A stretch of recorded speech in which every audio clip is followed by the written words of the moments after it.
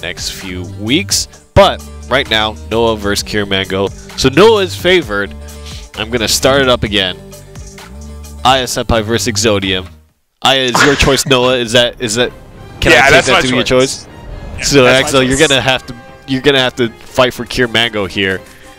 Give me the most compelling argument why you think Kiramango might come out ahead here. Maybe the mulligans are gonna be it.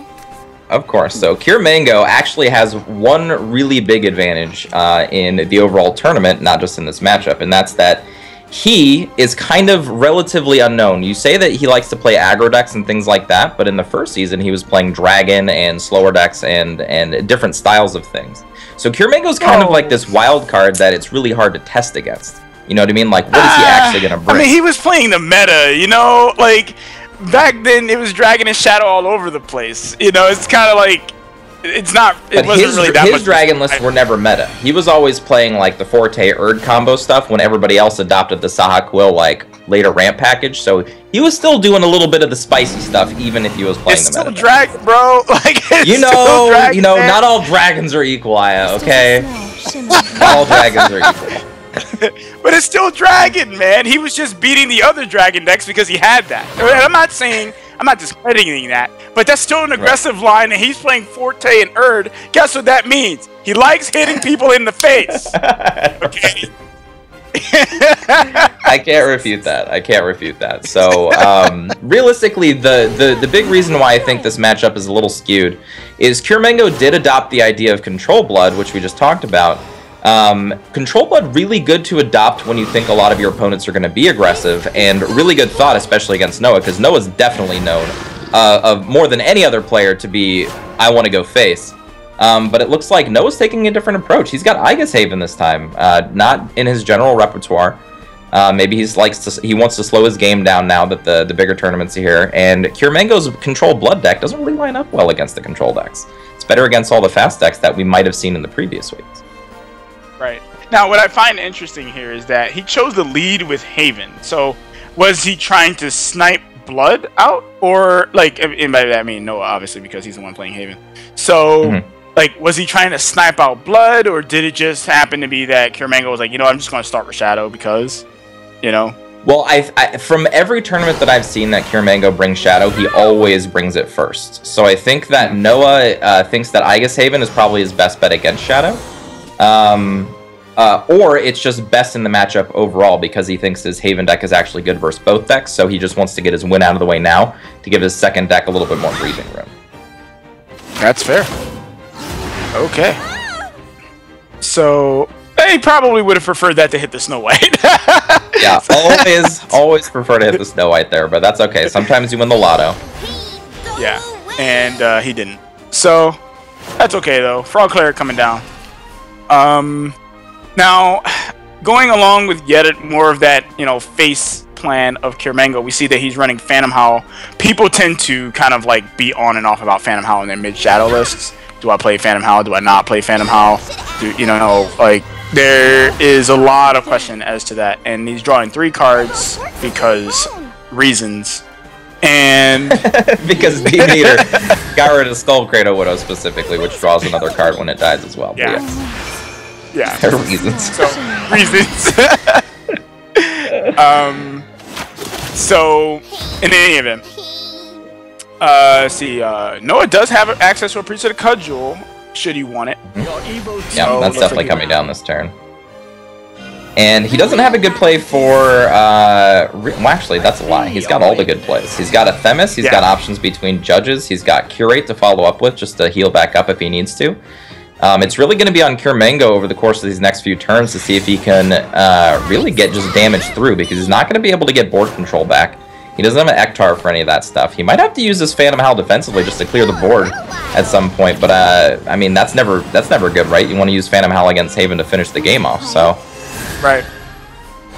Let's see if he can really just do anything about this. Yeah, well, he's opting to trade here, and I think that's fine. This is going to eat an easy banish off the Judge. So, what we see right now is we see that Noah has a pretty firm grip of the game, and we also see that Mango doesn't have an Ektar in hand. I believe that's a Thane. So yeah, that's a Thane. He doesn't. Yeah, so he doesn't have an Ektar in hand. We will probably see the Thane come down on his next turn, of course. But you know, as a Haven player, I absolutely hate when Shadow plays Serb, because I'm always worried about Phantom Howl. Oh yeah. Always. Oh yeah. Especially now that we see really what Mango's game plan is. I think his really only way to victory here, and it might have even been a mistake to use the Mimi there, just to not go face, because I don't really know how he's going to get the extra damage and he needs to. As we see with Noah's hand, there's like literally an answer for anything that Mango could be doing on the board right now. So Mango, I think his optimal line of play is doing the Conjuring Force dance and just doing the out-of-hand thing, but I don't think after using a Mimi and resources out of hand like that, that he might even be able to configure that by the end of the game.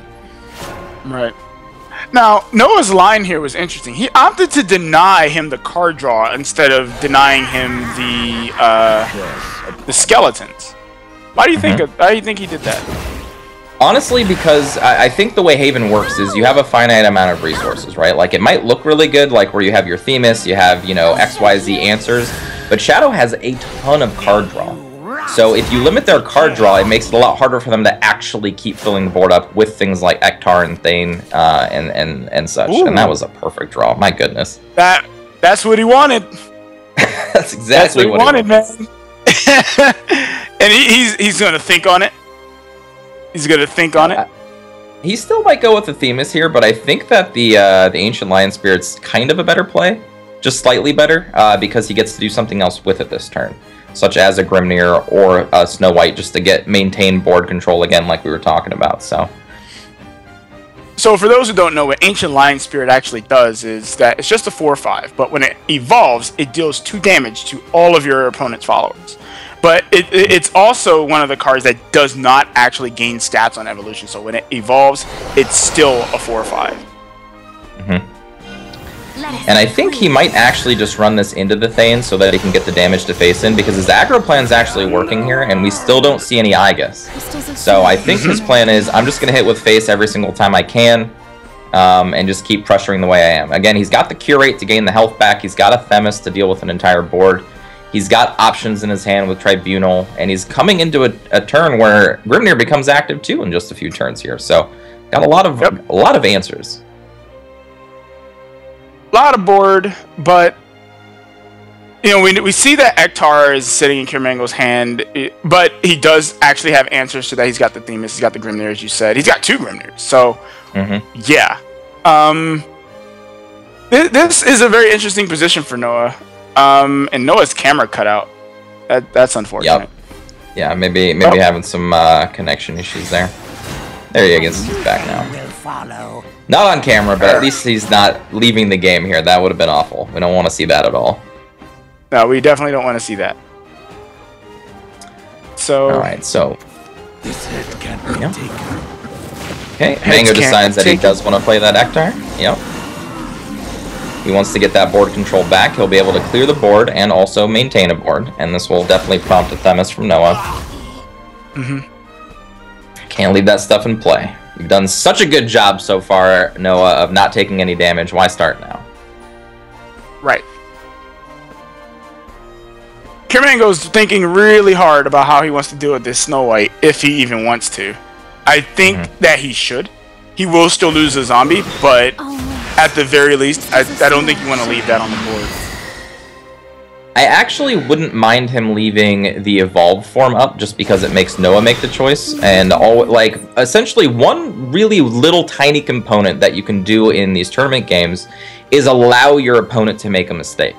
So either if he trades here or he doesn't, the only thing he's really preventing is a possible 2 damage to face after a Themis, but you're not really worried about that coming from Haven. So I think that giving your opponent an opportunity to make a mistake is like a tiny little percentage point that you can add into your game. So just something to think about. He doesn't need to do that, but something to keep in mind. Yeah, I don't know if in that position I would have done that. I think in that position I probably would have been a little bit more you know, I'd rather not go with allowing them to make a mistake. I'd rather go with the certainty. At least there, because he is low on health and stuff, and no, just saying. So, and it does make sense in this matchup because he's at 9 right now. If he allows his opponent to deal 2 extra damage, then an Aegis coming down means he's just dead in 1 attack. So that probably is the best line of play there. But it did give me an opportunity to talk about something I haven't been able to talk about so far, so that's good. That's fair. That's fair. That's fair. Yeah.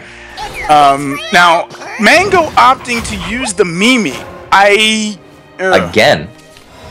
Yeah. Again. I don't know. Like, I mean, is that right? I don't think so. Because, I mean, at this point, his only real cling to anything is the Phantom Howl. He doesn't really have anything else. I guess he could draw some cards off of this Prince Catacomb. I wouldn't say it's right or wrong. Reason I say that is because it's not right in the fact if we think that Phantom Howl is his best outlet to victory. Cure Mango might be thinking, you know what, we're in the late game. I don't really care about these extra resources. I still need to do that first bulk of damage. And the best way I can do that is preventing my opponent from winning, obviously, while also continuing to draw cards. Because over time, if Shadow just continues to use their cards effectively, like Soul Conversion and Demon Eater, which we've made mention of plenty of times, they can literally just get more value over turns than Haven does, and just get more threats than Haven has answers to. So I think that's the line that Cure Mango is going with. That's fair. Alright, so to let people know about Phantom Howl, what Phantom Howl does is it has Necromancy 1, summon a ghost, and then it repeats that until the area is full.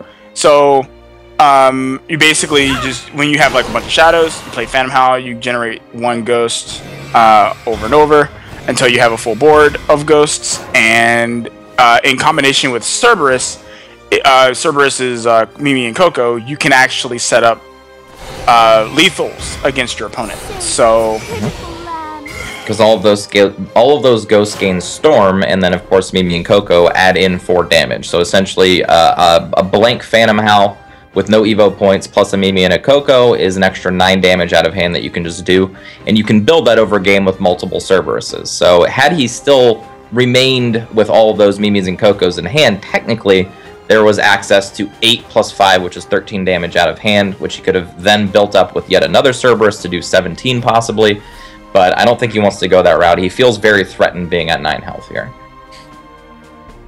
Well, I mean, I can't really blame him, but Noah's not necessarily sitting in a great spot either. He has only maybe 1 more board wipe in his hand currently with the Grimnir. So he's not necessarily in the best spot. I would say Mango's in a much better position right now. He has a lot more options. Yep, just again going into the game plan that I just talked about of Mango just trying to do the value game, which makes sense when Aegis Haven doesn't draw Aegis, which we're seeing Noah having the problem of right now. Had he drawn Aegis and was able to play it before this time, this game would be easy, because then he just has to maintain for a couple turns. But as it stands, Noah's going to have to deal with board after board after board, and he has no endgame at the moment. Right. Not to mention that even Grimnir right now doesn't even clear the board, because it's going to leave 2 skeletons and that Ektar is still going to be in play. That's right. I still think it's his only option here. Like, Tribunal is kind of stinky. He could Angel the Word to pop Chimera for a next turn Grimnir, but then he's allowing for obviously another big Ektar if it's played. Yeah, just not a lot of good options here beyond Grimnir.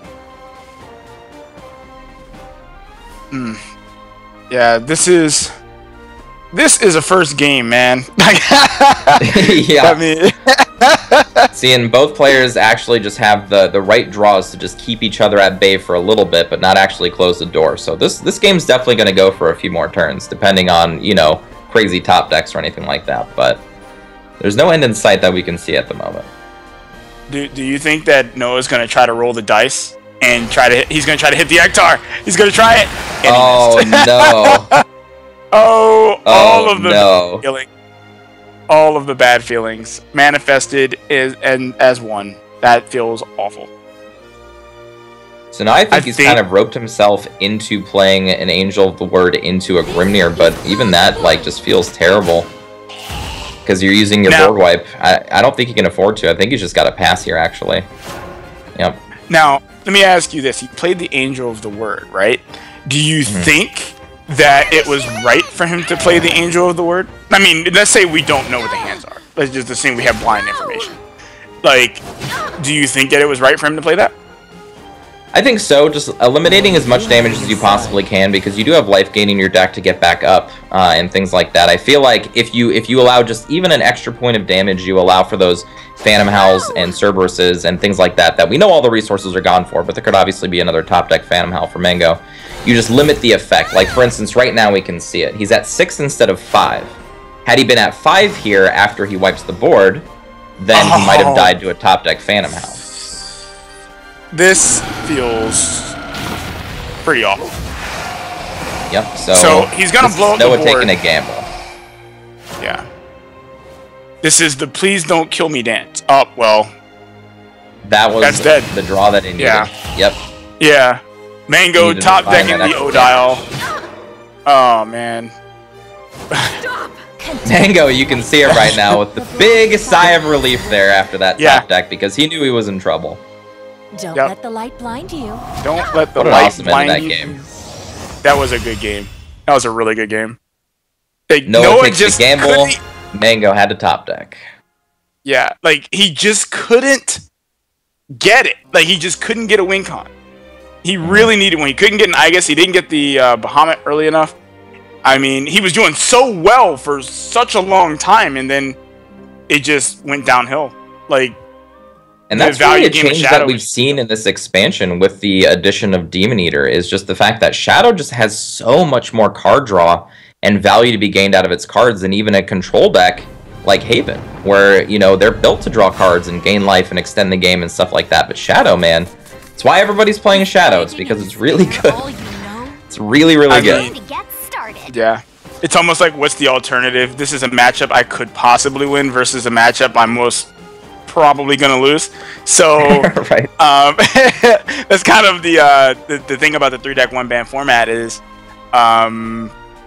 that, like, okay, you have to take your best route to victory, and a lot of times Shadow goes unbanned just because other matchups end up being worse.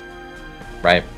And I find that to be really, really extraordinary for 2 reasons. One, Shadow isn't getting banned at all in these couple days. Like, we see it banned here and there, but it's not being banned universally, which is still weird to me because I feel like it is the strongest deck, and it doesn't really matter if you build a counter deck for it.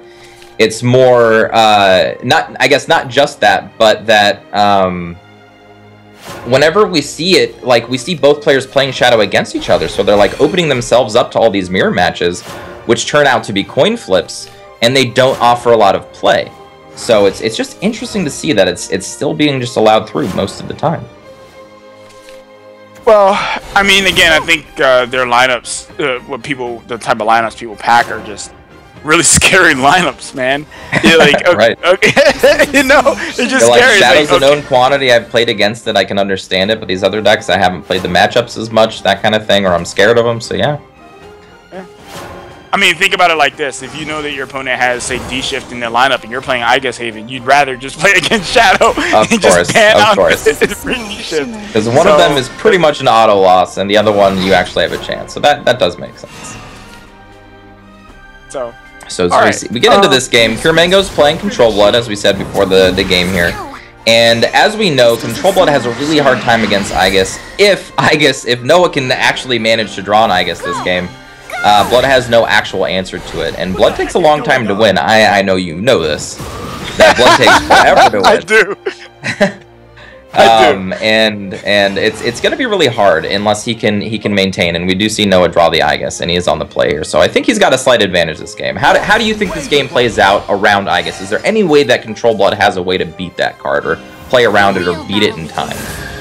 Yes. So one of the things you have to do if you're playing Control Blood against Igus is you absolutely have to go for the big plays. Like, you have to go you almost have to forego the defensive game plan entirely and just go, I'm resolving to go face as much as I can, and or present a board where your opponent just can't play the Igus. Now, the thing about Control Blood is that it is possible for them to do that, because with this list, there is a Spawn of the Abyss. So Spawn of the Abyss, if the opponent's at the right life total, can make it where you just can't play the Spawn.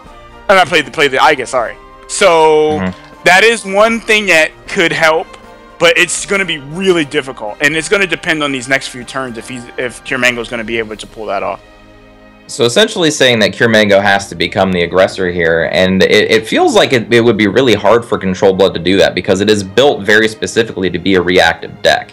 Everything it has in its deck essentially is, I'm going to answer what you're doing. So if it has to play that aggressor role, I think it's tough. Like, you just don't have a lot of aggressive plays. Now, maybe he should have played the Belphegor earlier, you know what I mean? Or maybe he should have just tried to play like the Righteous Devil on curve or something just so he could push damage. But at the point that we're at, like, he's even losing the aggressive game. Right. And so this is a really weird play. So he played the, he opted to play the Belphegor. He played a Diabolic Drain so that he wouldn't overdraw, and then he evolves the Belphegor. So he essentially, in my opinion, he almost wasted the Diabolic Drain. But he kind of, again, he had to.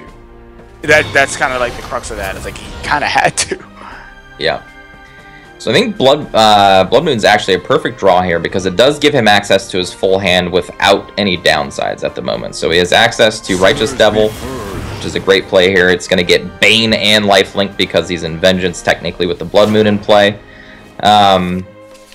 Doesn't use it though. Yeah, that's a little awkward. But to explain what Righteous Devil does, it has Fanfare, gain Bane and Drain when it comes into play. Bane means that whenever the card is in battle with another card, the other card just dies. It doesn't matter, it's just dead. And Drain gains you health equal to the amount of damage that you dealt. Ooh, Blood Hungry Matriarch. Sweet. That's a sweet little tech card. I miss Blood Hungry Matriarch. That card's super sweet. Yeah.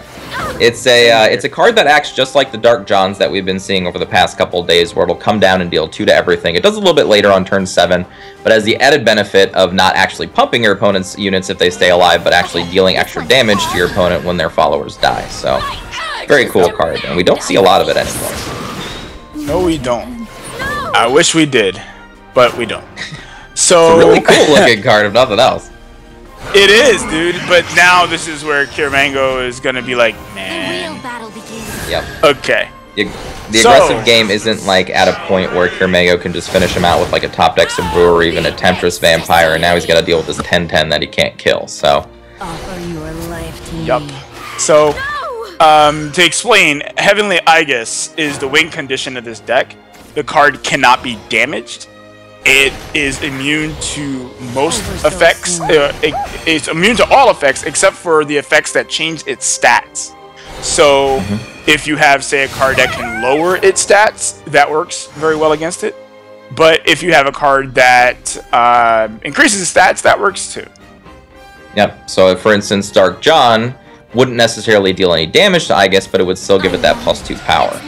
And there's not actually a lot of cards in this game that reduce power. One of the biggest things that we saw back when Igus was like firmly in the meta and you saw it all the time was mirror matches would have Kaguya, which is not a card you'll see at all, really, I don't think, because it's really hard to actually tech for that. But Kaguya is something that when it evolves and dies, you get an amulet in play that'll reduce the highest or the biggest follower your opponent has down to 1 power. So it was one of those mirror matchup like tech cards. But outside of that, there's not really a good way to deal with Igus other than just winning before it can kill you.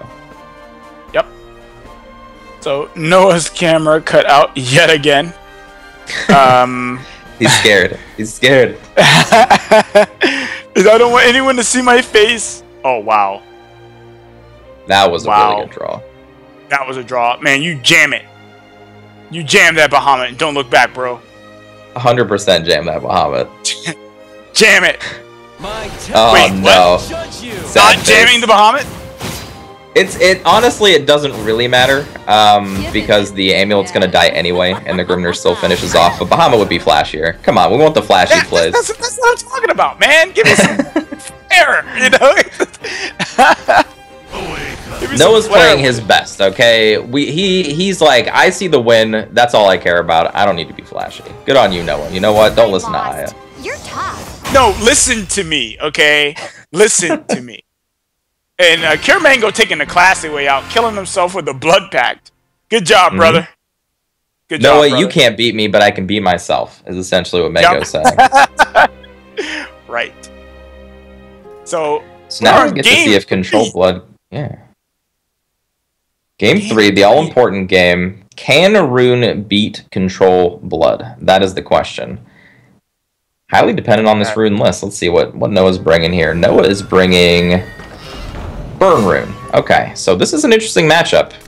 This is technically a deck that Control Blood is built to beat. Let's see if it can actually do it. Well, this matchup, as you said, is definitely a deck that Control Blood can certainly beat. This kind of ends up depending on Mango's greed. This is, rather, the Control Blood player's greed. If they're playing Belphegor, rather. You know, because if they don't have the Blood Moon, and they play, say, Belphegor earlier than they should, that could be, you know, pretty crippling. So, yeah, that's pretty standard stuff. If Blood, basically, a lot of the Suicide Blood variants, not Control Blood, but Mango, as you said, is running the Belphegor to kind of quote-unquote suicide. If he does that early, then Burn Rune doesn't actually have to use any of its burn spells until after you do that, and then they can just wipe you out really quickly. But I think that Mango knew that, so that's why he's got the cards like Mask of Black Death and Blood Moon in his deck to prevent that from happening. Right. So, no sigils for Noah, and he would really like some right now.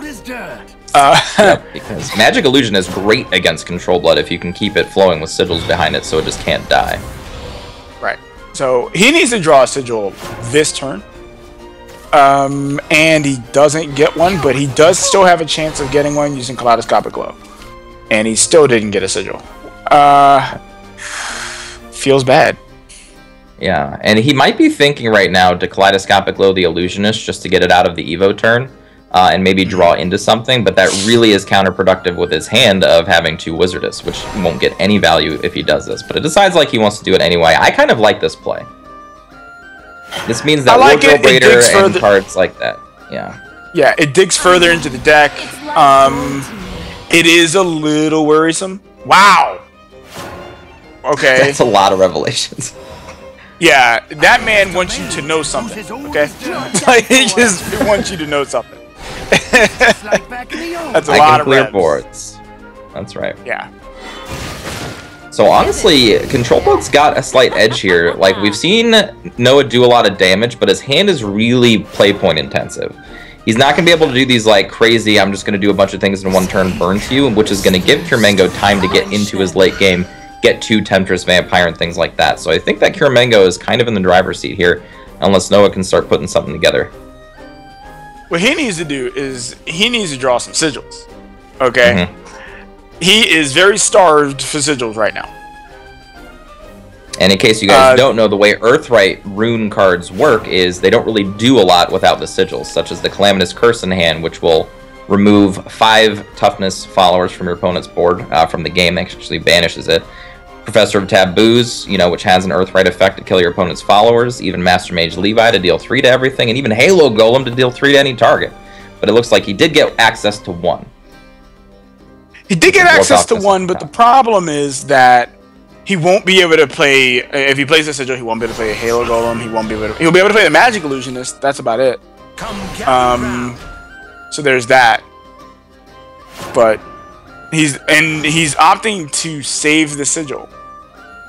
I like this. I think he has to just for something like Master Mage Levi, because he's essentially saying, hey, trade with my Magic Illusionist with your Sabrewer, and then I'm going to wipe the board next turn. So I kind of like this like 1-2 play that he's got going. It also gives him the option to Professor of Taboos if that seems like a better play next turn.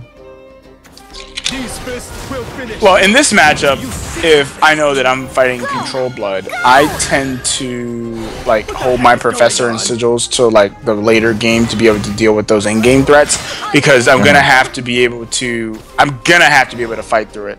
Like he can't, like for instance right now, he cannot play Master Mage Levy, you know. So Right, and I think Mango actually did a really good setup there. He's like, I'm going to play around Master Mage Levy, but of course we saw Noah had the other answer in Calamnus Curse, which could deal with that board. So very well set up by Noah, and very heads-up play by Mango, even though he didn't play around the right threat, but I don't think he really could. There's no way to play around Calamnus Curse with what he had.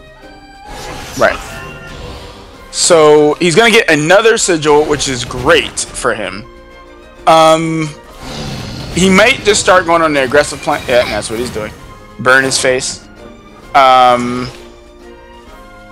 We can see that Mango has access to a lot of heal. Mask of Black Death, which is pseudo heal. Not exactly heal, but you know, it prevents damage. The Diabolic Drain, and he has the Temptress Vampire next turn, so we can see that he has access to a lot of healing. And if boards ever get super scary, he still has those 3 Revelations that he hasn't had to play yet, so... Yeah. Definitely not worried about big boards. 3 Revelations and a Bahamut. And a Bahamut, that's right. Don't forget. I mean, he's been saving these Evos. He's got them stocked up. Oh, wow. Tons of good options here. I still think Temptress Vampire is the safest line of play, because you always want to heal when you can, especially against Burn Rune, because they can always do something crazy and try to mess you up, but it looks like he feels safe from that right now. Oh, never mind. He's going to play the Mask of Black Death alongside of it, so that makes sense.